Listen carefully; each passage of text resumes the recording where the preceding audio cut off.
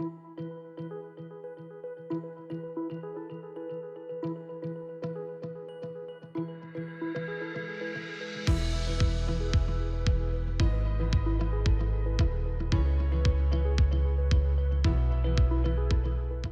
morning, good afternoon, good night, depending on what time you're watching this video.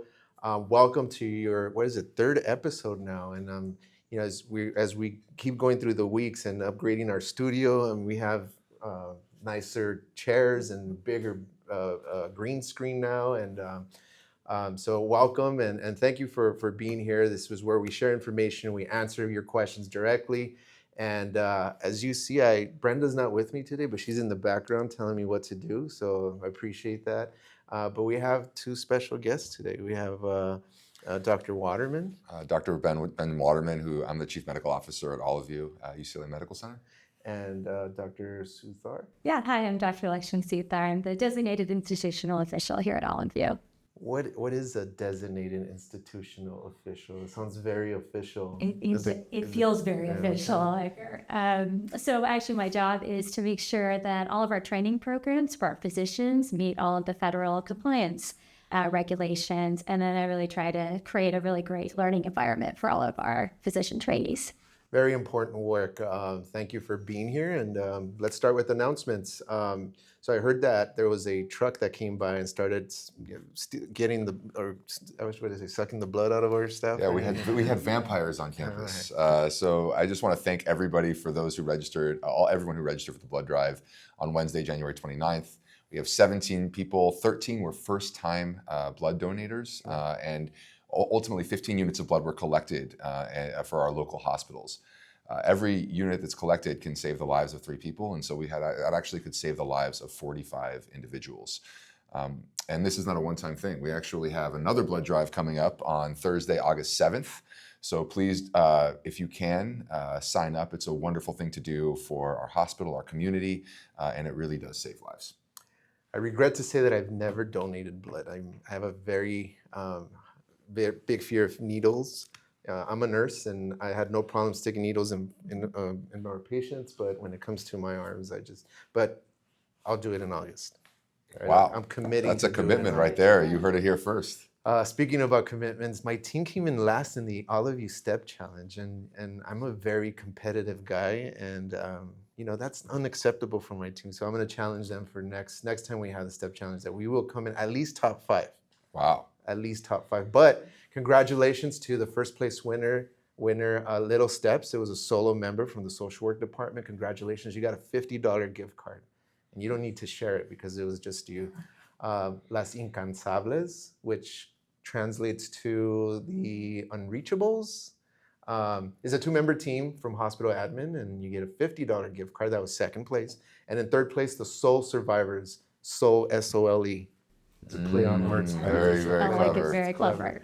It's a 3-member team from the social work department, and they all get a $40 gift card. So congratulations, and my team, we're gonna be in the top 5 next time.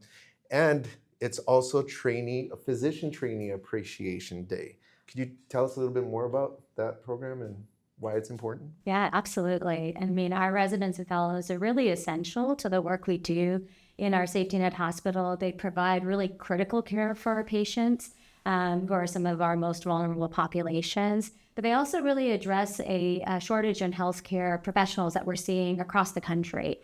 So our residents and fellows bring like a really nice, fresh perspective to medicine. They bring that energy to patient care. They also advocate for resources for our patients, both locally, regionally, and at the national level. So we really appreciate all of the work that our physician trainees do.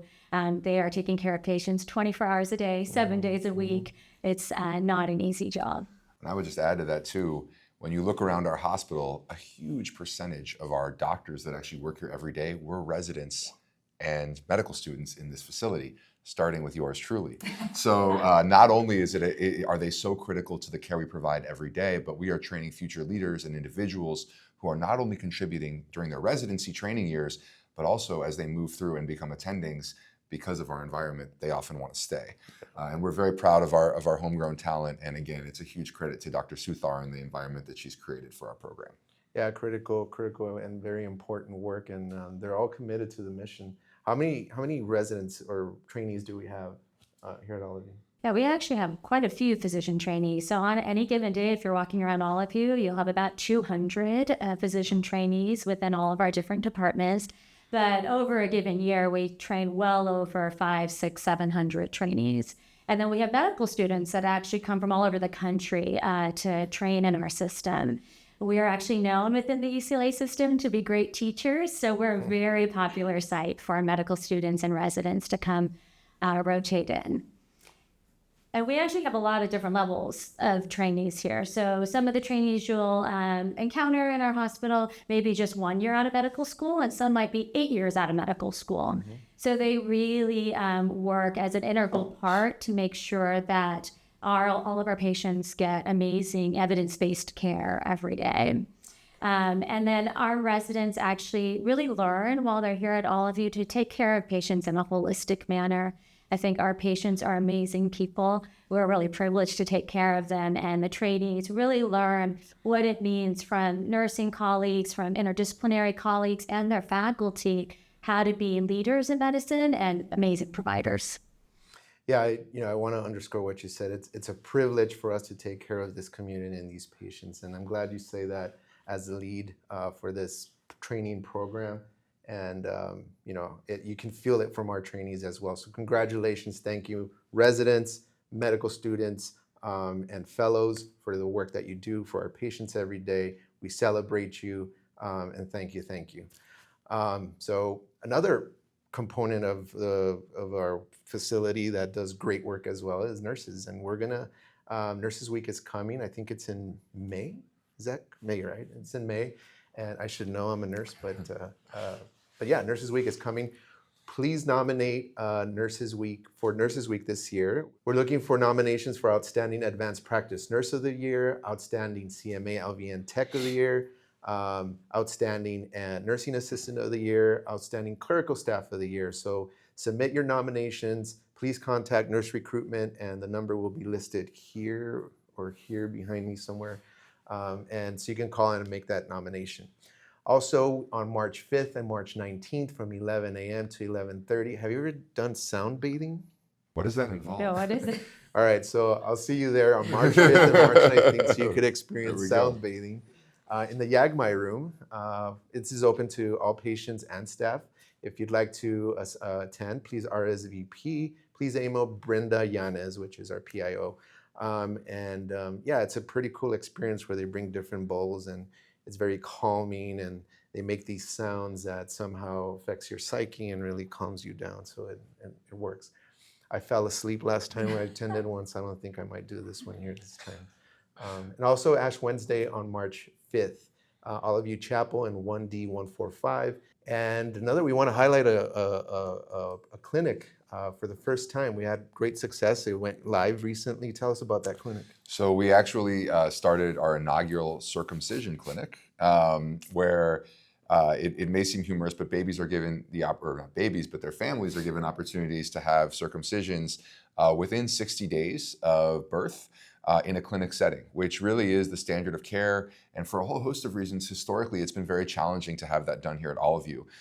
And what that means is that often folks would have to get circumcised after the 60 days, which would involve a procedure in our operating room with anesthesia risk and other issues, which really compromises, our ability to deliver the standard of care. And so I want to give a huge shout out to Dr. Stephen Lerman, and also to Dr. Shannon Tyne, who created this clinic. John Bergman was also very, very involved, one of our urology leaders, and they were able to do a number of circumcisions in a clinic setting and really prevent unnecessary anesthesia risk and other issues. And we're going to continue this moving forward. There will be flyers displayed, and if you have any questions, please feel free to ask any of the aforementioned individuals. Awesome, thanks. All right, on to shout outs. First of all, we want to welcome all the new employees that came on and hired this month. In fact, we got one in here behind the scenes. And so welcome to All of You Medical Center, and also the nursing staff, the new nursing staff that started this month. We also want to shout out, for amazing teamwork, Linda, Anna, and Greta from the ER. patient couldn't communicate. Linda struggled with the Medi-Cal interview, and then Anna and Greta jumped in and helped connect the patient's phone to the hospital Wi-Fi. They reached out to a friend. They got in touch with the patient's life partner, and they were able to provide the care that the patient needed. So thanks for the fantastic collaboration, guys, and also for going above and beyond. Audrey recognized the urgency when a patient with a broken arm had no scheduled appointment. She took charge to ensure proper care, and the patient is incredibly grateful for her compassion. So, critically thought about how to solve a patient had a broken arm, right? And so, awesome, thanks for all that work.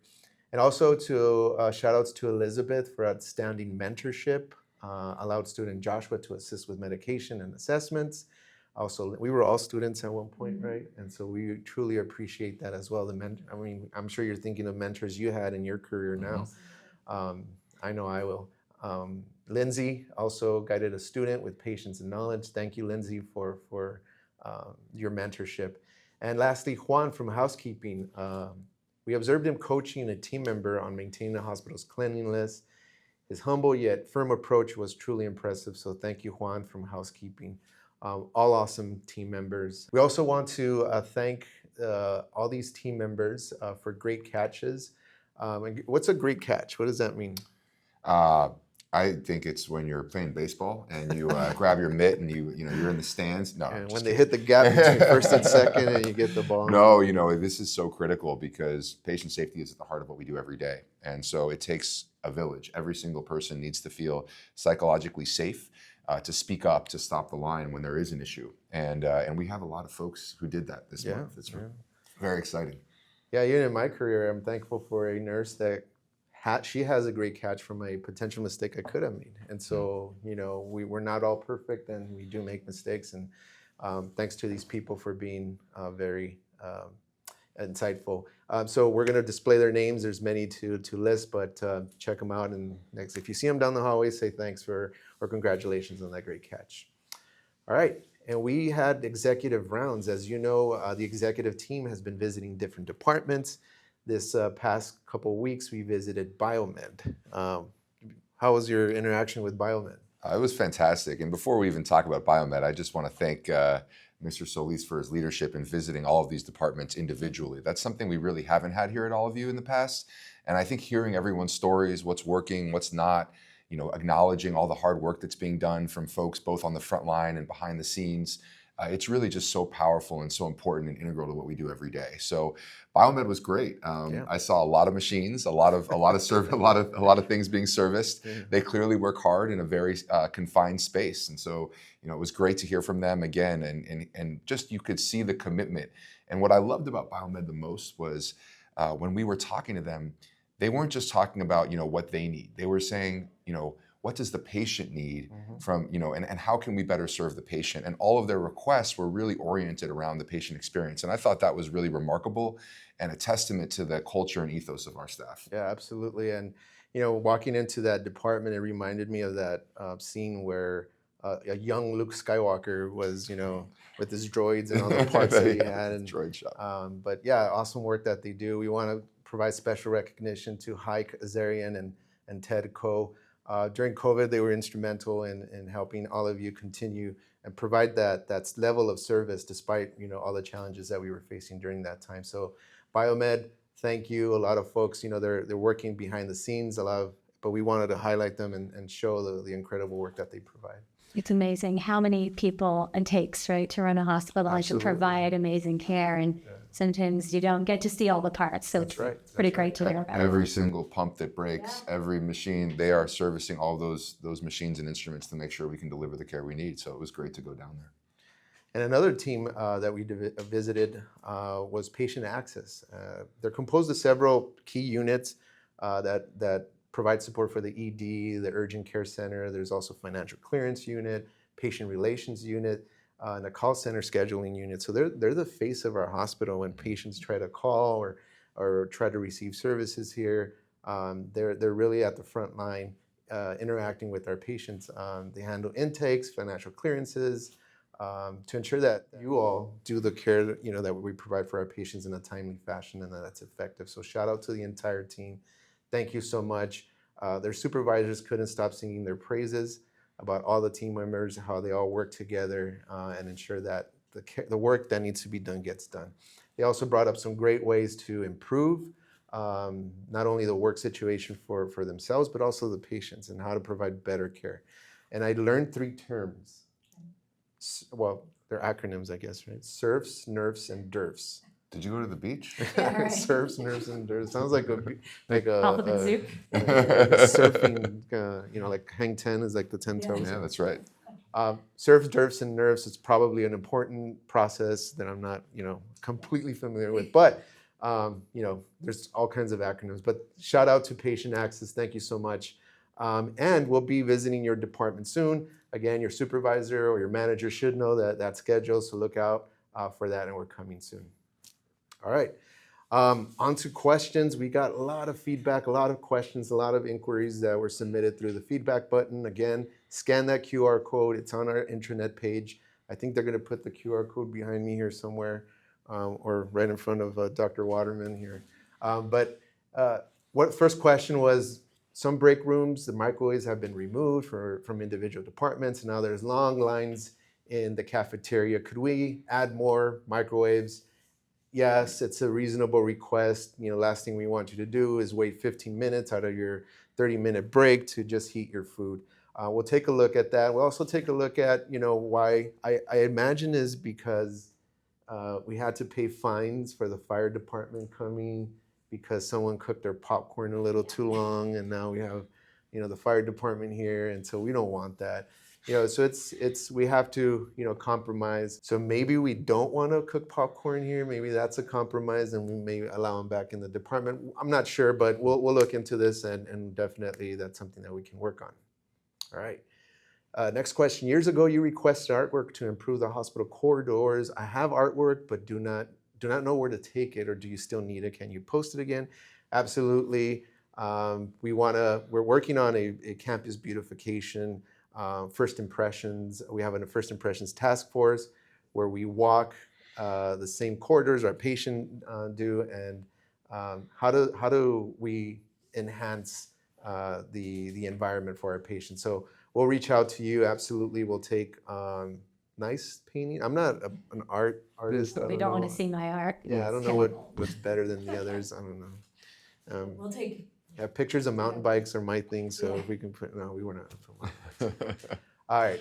Can you offer to collect junk in the departments every trimester instead of once a year? It'll keep our offices clean. This is an awesome suggestion. I'm very minimalist. The less clutter, the better. Keeps my mind a little bit more clear and organized. Yes, we have a spring cleanup week on April 21st. That'll be our spring cleanup, and we also have a fall cleanup. We may even add a summer cleanup. Next question. Please provide a current directory to everyone in the hospital. After all the changes and moving, we do not have the correct extension numbers. Critical, absolutely. In fact, our wonderful PIO, Brenda, is working on developing a PIO page that is internal facing, that's gonna have all these numbers. I know Grace that works in department, she's been working on that as well. We posted Dr. Waterman's personal cell phone so everybody can call him whenever there's a problem in the hospital. No, we won't do that to Dr. Waterman, but absolutely it's critical, and we'll get that out as soon as we can. We are developing that and revising that as we speak. All right, you want to do number 5? Sure. Please provide a map of the hospital to all departments and post one on the corridors. Also get the correct signs on the corridors with arrows pointing out to the right direction. I keep helping lost patients who go around and around. Signs must be in English, Spanish, and whatever other languages are most spoken at all of you. This is such an important suggestion. We can't emphasize enough. There's not a day that goes by that we all walk out of our offices and are helping to direct patients to where they need to go, be it clinics, office areas, etc. So there is an ongoing signage project being led by our Chief Operating Officer, Jessica Kuo, and all of this feedback is so critical so that we can make sure we develop the signage that's needed to direct our patients where they need to be, both inside and outside the hospital. And I imagine this is also important to our physician trainees, right? New facility, new site, and they're trying to find where 5D is or the It's actually the ophthalmology. first test the that first we test. administer They have to go when they around come in here. They have to circles. find out where they're going. All right, all right. Yeah, I think it's so critical to everybody walking onto our facility and campus. Yeah, and even in the meetings that we attend in the administration, the executive administration meetings, it's a topic that we discuss in every meeting, and we understand how important it is, and you'll see work moving forward in that soon. All right, a request? Can we play an overhead lullaby each time a baby is born, like a sweet lullaby, please? Like all the other hospitals nearby, L&D has been asking for years for this, and yeah, I think it's awesome. I think that sounds amazing. The thing is, like, what song should we pick? Good question. I don't know. Maybe we'll have to ask the L&D nurses what they want to hear. Born to be alive? No, Born to run? no, we'll think of something. Obviously, L&D, the wonderful people in L&D and postpartum and our OB services will guide us in what song is best. But I think it's a great idea. It's in the details, right? How do we figure out a process, a system that works that, if the babies are born 24 hours, all hours of the night, right? So it has to work at 3 in the morning, or should we even play it at 3 in the morning because, people are sleeping? So we'll talk about that, but I think it's a great idea. And we'll address it.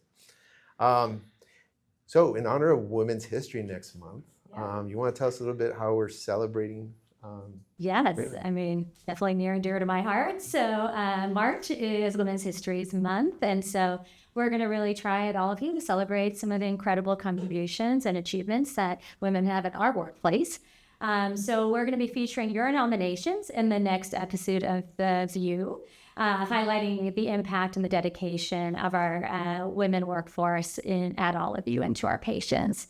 So if there's someone that you know that deserves that recognition for their hard work or their achievements, please use the feedback button to nominate them. And really thank you for helping us celebrate and uplift the voices of women and women-identified individuals in our workforce. Absolutely. Send those nominations in, please. And we did receive nominations for recognizing contributions during Black History Month here at all of you. Another nomination we received for Black History Month is Letitia Smith, and she's a nursing practitioner in the GYN department. With over 3 decades of dedicated service, she's inspired staff through her kindness, exceptional care, and really committed to providing medical service to the most vulnerable in our communities, our patients, and it's evident through the nominations that we received for all the great work that Letitia has been providing. So thank you, Letitia, for all that as well. Letitia was the first person to teach me how to do a pap smear. So wow, look at that. She's been here and been an institution at all of you, and not only helped so many patients, but also taught so many of our trainees how to provide outstanding, appropriate care to our patients. So thank you again, Letitia. Awesome. And, continue to submit your nominations. We still have a couple weeks left in this month, and let us know. We want to continue to highlight and spotlight all of our incredible, exceptional staff. And this is not just a 1-month thing. We're going to continue to do this throughout the year. So continue to send those nominations, and we'll be sure to highlight them here. All right. So how did it feel on your first episode as a guest host? It's cool. I like it. I like it. You made it easy. Yeah, all right. Well, I want to thank you all for tuning in and checking this out. We're going to continue to improve. This is why your feedback is so critical to the success of this show. This is your show. What do you want to see here? What do you want us to talk about? Submit your feedback. Let us know. And as we move forward, please continue to support each other. You guys are making a positive impact, from biomed to Patient Access Center. You guys are important part of the work that we do here every day, and so are every other department. And like I said, we're going to continue to highlight these amazing departments. So thank you for everything. Please be safe. Help each other. Be kind to each other. We really need that right now. And let us know how we can improve. And we'll see you all in 2 weeks. Stay safe, everyone.